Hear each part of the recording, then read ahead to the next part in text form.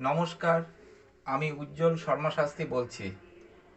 আজকের ভিডিও শুরু করার আগে আমার গুরুদেব রাম ঠাকুরের চরণে প্রণাম জানিয়ে আমি আমার অনুষ্ঠান শুরু করছি। জয় রাম, জয় গোবিন্দ।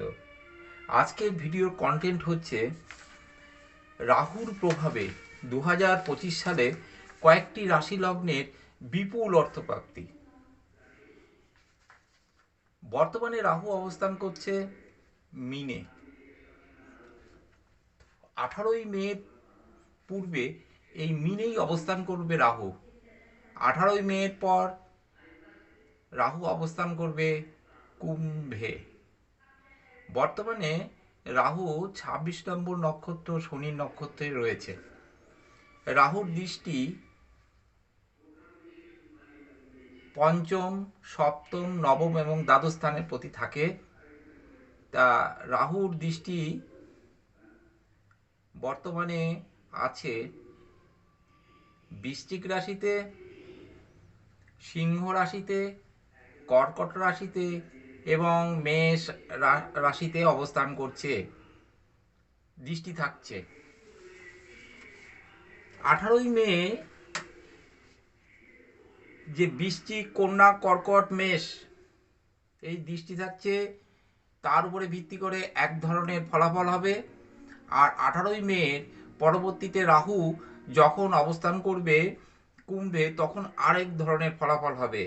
18ই মে পর রাশিতে যখন কুম্ভেতে আসবে, মানে যে রাশান্তর হবে, তাতে রাহুর তখন দৃষ্টি থাকবে তুলা, সিংহ, মিথুন এবং মিনে।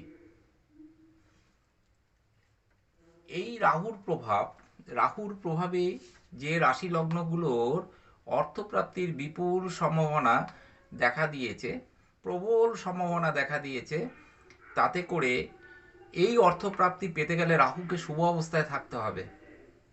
ওই উক্ত রাশি লগ্নের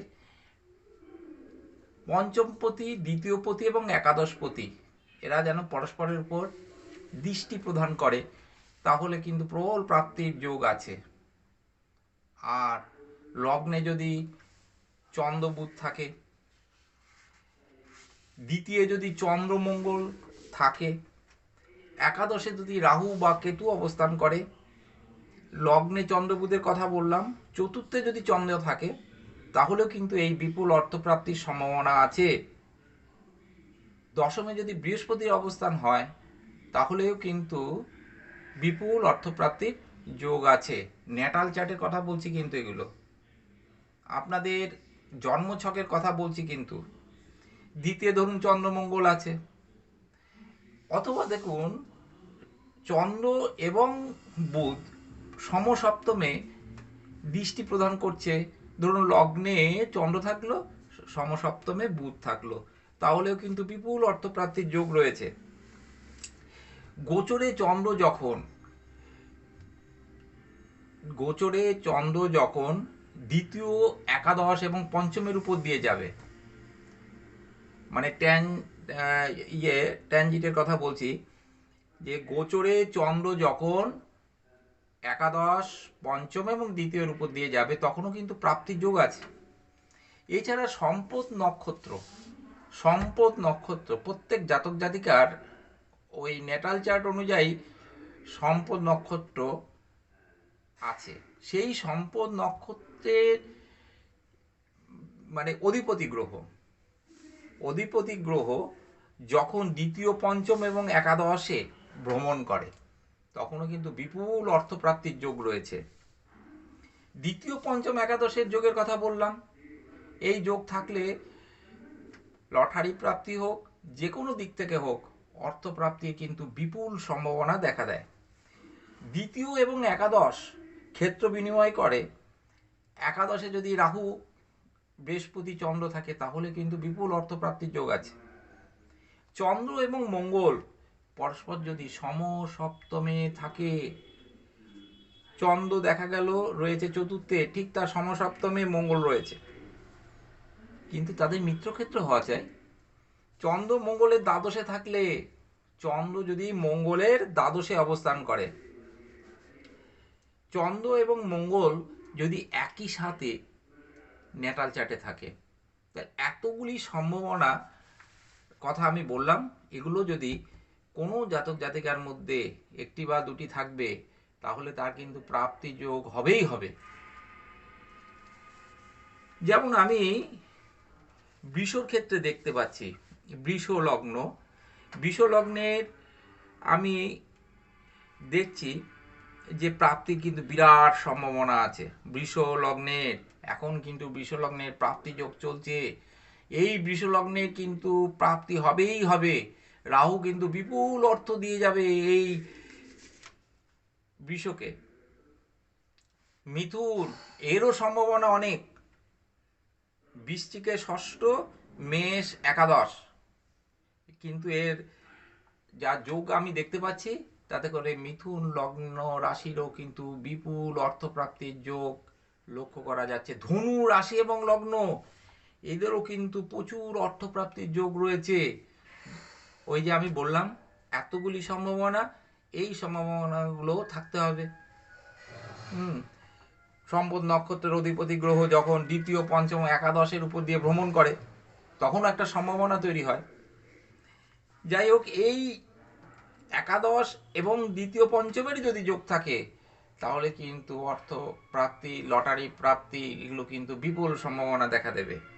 ধনু গেল, তুলারও একটা বিরাট সম্ভাবনা আছে। 2025 সালে তুলা লগ্ন, তুলা রাশিরও কিন্তু প্রচুর অর্থ সম্পদ প্রাপ্তির যোগ লক্ষ্য করা যাচ্ছে। কিন্তু তুলা লগ্ন এই 25 সালে অর্থপ্রাপ্তির মধ্যে পড়ছে। রাহু দেবে, রাহুকে অবশ্যই শুভ অবস্থায় থাকতে হবে। কিন্তু রাহু যদি শুভ অবস্থায় থাকে এবং এতগুলি যোগের কথা বললাম, এই যোগগুলোর মধ্যে একটা দুটো যদি জন্মছকে, ন্যাটাল ছকে থাকে, তাহলে অবশ্যই কিন্তু রাহু বিপুল অর্থ দিয়ে যাবে। মীন লগ্নেরও কিন্তু সম্ভাবনা লক্ষ্য করছি, মীন লগ্নেরও কিন্তু এই বিপুল অর্থ প্রাপ্তির সম্ভাবনা এই 2025 সালে। মকর লগ্নেরও সম্ভাবনা তৈরি হয়েছে। আমি একটি কথা বারবার বলছি, অশুভ রাহুর প্রতিকার করতে হবে। অশুভ রাহুর প্রতিকার, রাহু রক্ষা কবচ নিতে পারেন।